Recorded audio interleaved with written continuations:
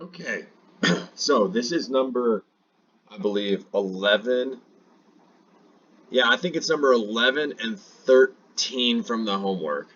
And we're just going to be going over these. I might leave some of it to you, but I also I just mainly wanted to show you guys how to approach these problems again. And that way you have a video of it. So first off, read through the problem. A firm can produce only 2,000 units per month. The monthly total cost is given by C equals 400 plus 2x dollars, where x is the number of units produced. If the total revenue is given by R equals 350x minus 1 over 100 times x squared dollars, how many items x should the firm produce for maximum profit? What is the maximum profit? Now that we've read through the problem and we have a revenue and cost function, we notice you got to hone in on the word maximum, or minimum if it's that. Notice that maximum is attached to profit. In order to find a maximum of profit, we need to get a profit function and then derive it. So that's where I'm going to start. Profit equals revenue minus cost.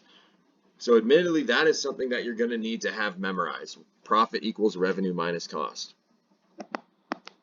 Now, what's that look like here? That looks like 350x minus, I'm going to write it kind of in the way the web assign will actually give it to you. 350x minus 1 over 100x squared minus my entire cost function of 400 plus 200x. Now, once I'm here, we just got to simplify it. So, for instance, these parentheses don't really matter, so I'll just rewrite all this stuff. However, this negative will distribute, giving me, ultimately, when I combine the like terms right here and reorganize, profit is equal to negative 1 over 100x squared plus 150x take away 400.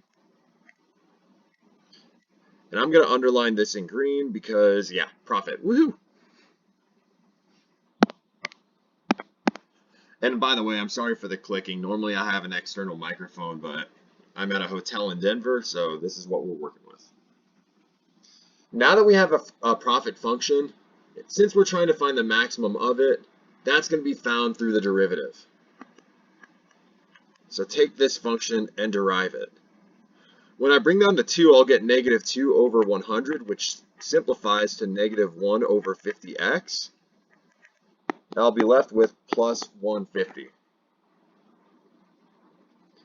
Now we find the derivative, and we're looking for critical points.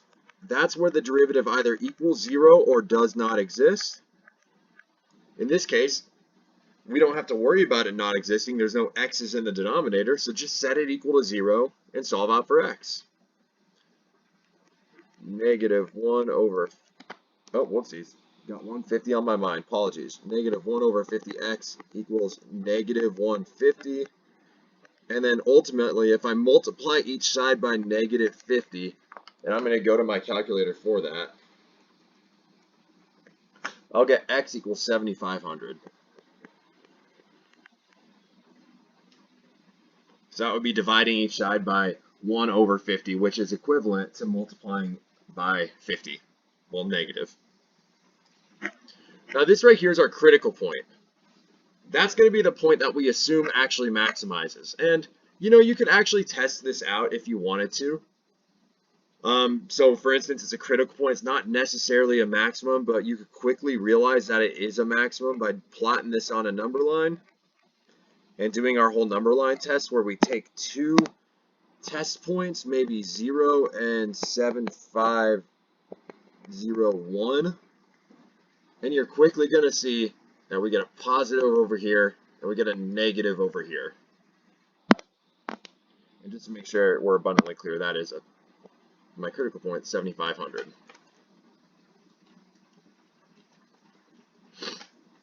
So, since you would do this on a number line by testing these within the derivative, so to complete this thought out, P prime of 0 would be greater than 0. P prime of 7501 would be less than 0. So boom, you're going uphill to downhill. So hey, you have a maximum. Great. That's how we would test this out. So X equals 75,000 or 7,500 units is exactly what you need to answer the question. Notice it's not necessarily the answer. So we have to go now to the question line. How many items X should the firm produce for a maximum profit? Since X stands for the number of items produced in this case, it's actually going to be our answer. So produce 7,500 units. Now notice that doesn't answer the second part. What is the maximum profit? In this case, you're going to plug 7,500 in to our original profit function to find P of 7,500, which you would just plug into this guy right here. So another reason I underlined it in green earlier. Now, if you do that, that'll give you some crazy looking number. Let me just go ahead and punch it out. That way I can write it and you can check it. Check your own work.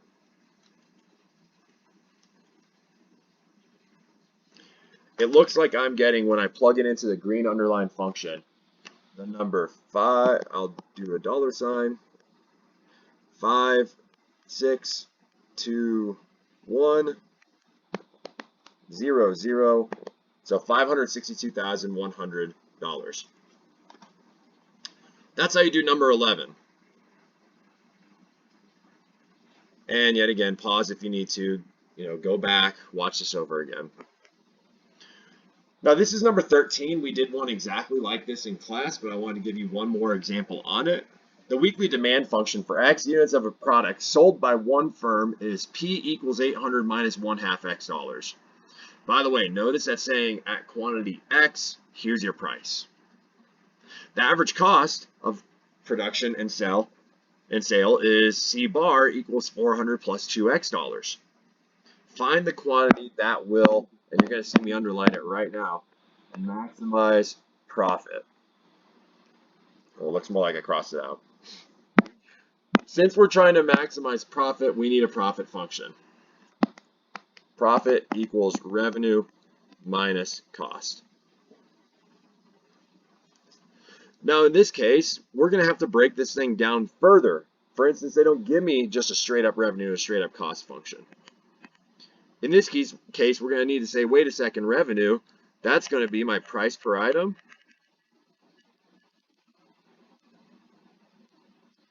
times my number of items sold.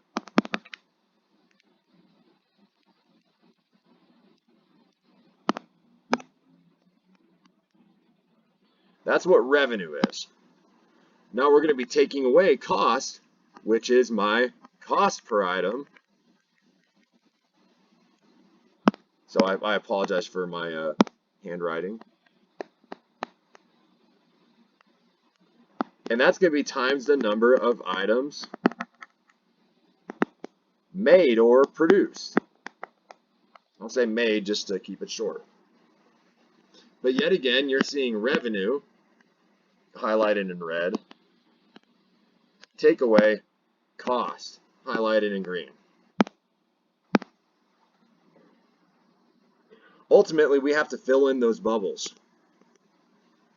For instance, looking at revenue. Well, we have a demand function. The demand function literally gives you the price per unit. So, in the place of price per item, I'm going to put 800 minus 1/2 X. When I have this demand function, this is the price assuming I sell X units. So, the number of items sold is going to be X. We still take away the cost function. Now the cost per item, in this case the average cost is going to do, that'd be kind of giving you an estimate of what you pay on average for every item. So that stands for your cost per item here. So I put 400 plus 2X in place of cost per item. And yet again, this is assuming that you produced X items. So number of items made is also X. And now we're left with a profit function. From here, multiply this sucker out, do some distribution. So when I distribute in X, I get 800X, take away 1/2 X squared. When I distribute in X as well as the negative, so you can think about multiplying by negative X, what you'll end up getting is minus 400X minus 2X squared. Upon combining like terms, mostly just the X squareds for this one, you're going to get negative 5/2 X squared, take away 400X. Oh, excuse me. Not take away. Oh, yeah. Plus 400X here. So I apologize. You'll also combine these two like terms. 800 minus 400 is positive 400X.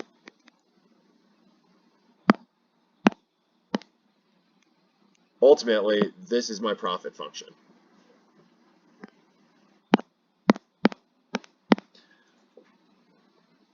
Now that I have a profit function and we're trying to maximize it, we need to derive it. Therefore, so that's what that little arrow means. P prime equals negative 5X plus 400. So kind of a nice derivative here. We need to find its critical points, so we set the derivative equal to 0 and solve out for X. So minus 5X equals negative 400, or ultimately X equals 80, I believe.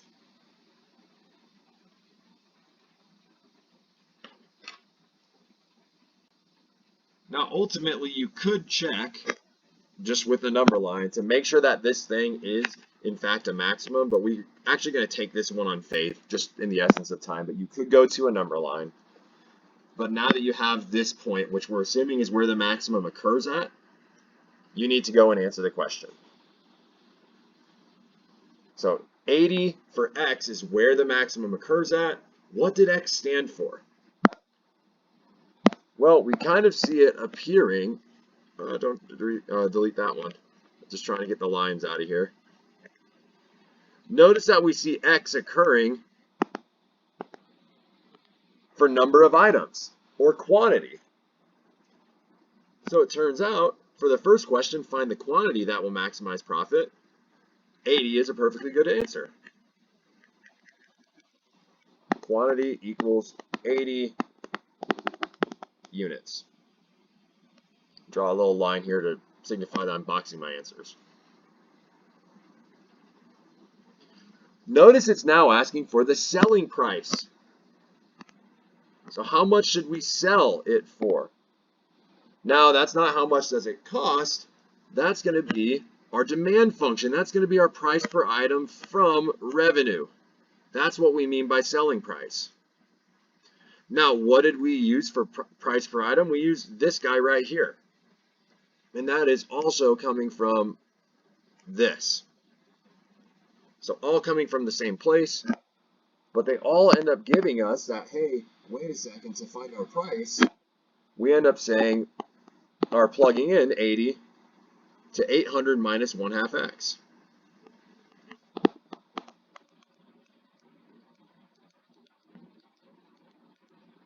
In this case, that'd be 800 minus 40.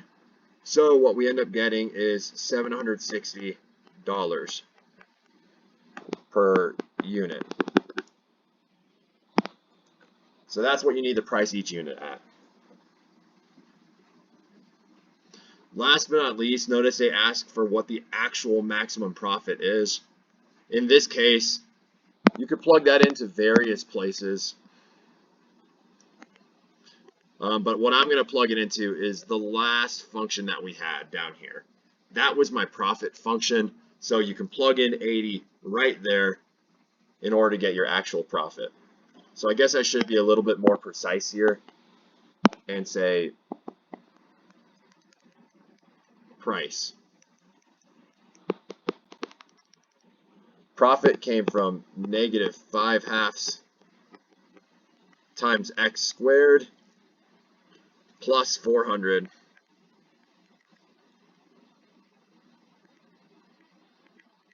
times 80. And for the sake of completion, let me go ahead and plug that into my calculator. I don't have these answers pre-made.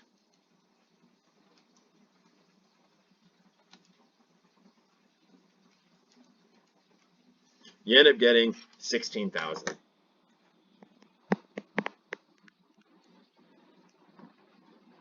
Hopefully this video has been helpful as far as getting some of those profit functions done.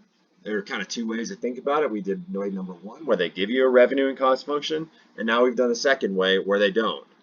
Feel free to pause the video to go back and re-watch it and to come to me with any other questions. Thanks, guys.